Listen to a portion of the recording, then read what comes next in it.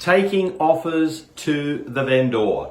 What are the rules and procedures in relation to taking offers to the vendor? Whether you're the vendor's agent, obviously, or whether you're a buyer's agent acting for a buyer, it is going to be very powerful if you are entirely clear on what your obligations are or are not in relation to taking offers to the vendor.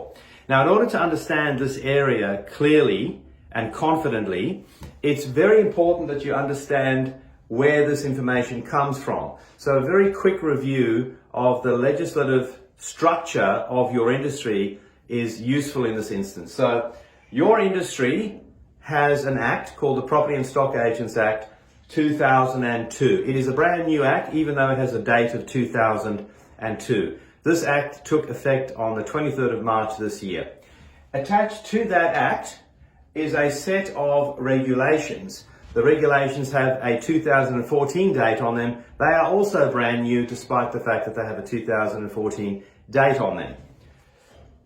Attached to those regulations is a set of schedules. Those schedules are unique to your industry. There are 16 of those schedules, although schedules 1 to 6 contain these things called the rules of conduct. So the other schedules relate to other topics. So we're interested in the rules of conduct, and in particular, we're interested in schedule number 2, which relates exclusively to real estate agents and assistant agents, whether you're class 1 or class 2. So certain of those regulations will relate to agents, real estate agents. Certain of them are going to relate to stock and station agents.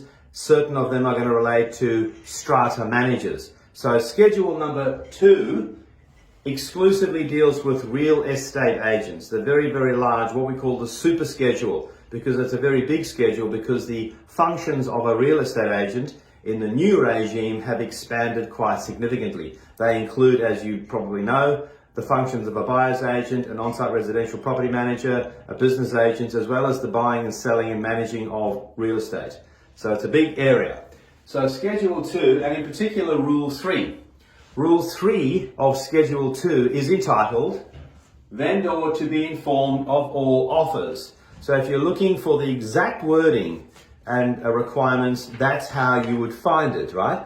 And I'm going to read through with you and comment as we go. So Rule 3 has got 4 sub-clauses to it. Sub-clause number 1 says, an agent must, unless the vendor has instructed in writing otherwise, take all offers to the vendor as soon as practicable after receiving each, until such time as exchange has taken place. So if we look at our diagram here, list, exchange and settle, the offers that may come through in respect to the sale need to be taken to the vendor up until exchange, because as we know, once you've exchanged contracts, it's pointless because you have a binding agreement, albeit conditional. It's still a binding agreement, and if there's no cooling off, then it obviously is unconditional.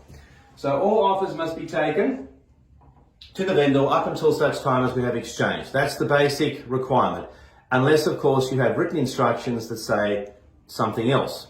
Subsection or subclause 2 of the rule says that if an agent is not going to inform the vendor of the offer, then the agent must tell the prospective purchaser who's making the offer that they won't be taking the offer to the vendor. You can't just be silent on the matter. You must say, Madam, Sir, that offer I will not be taking to the vendor because I have written instructions to the contrary. Very simple, right?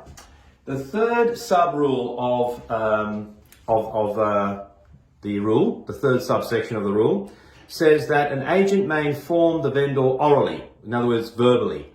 But if they do that, they must follow up that verbal or oral communication in writing. And in addition to that, every time an offer is made to an offer is taken to the vendor must be told the name of the person making the offer or the name of the entity making the offer. And the fourth subclause of this particular rule is something that you probably know ordinarily anyway, and that the rule would not apply if you were buying a property at an auction.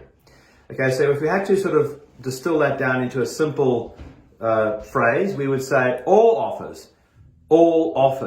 You know, you don't get a choice in the matter as the vendor's agent. All offers from prospective purchasers must be taken to the vendor unless you have written instructions to the contrary. If you are not going to take an offer to the vendor because you have written instructions, then you must inform the purchaser of that.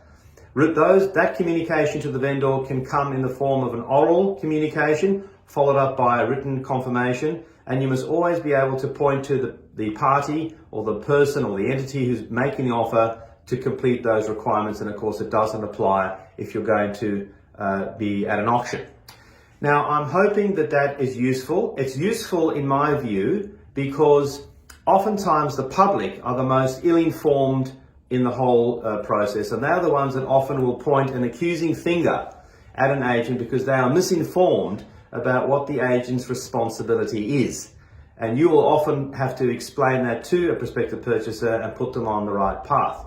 The other party that I feel would benefit greatly from a thorough understanding of this process is a buyer's agent. Because if you're acting for a buyer, knowing precisely what information must be taken for your client to the vendor through the vendor's agent is powerful information. For example, Mr. Vendor's agent, Madam Vendor's agent, have you taken my offer to the vendor? Because if you haven't, do you have instructions not to take it? And that would be something that the vendor's agent would then realize, gee, this buyer's agent is well informed. Do I in fact have those instructions? Have I overstepped my mark? So thank you for your attention. My name is Craig Swan on behalf of Leverage Academy. I would very much appreciate if you have any comments in relation to the information presented today. And don't forget also that we regularly train entry-level agents on the assistant agent course. In this particular instance, we train agents on successive Saturdays on a rolling calendar. So if you have friends and colleagues entering the industry who would like to study with Leverage Academy, please let us know and we'd be delighted to enroll them.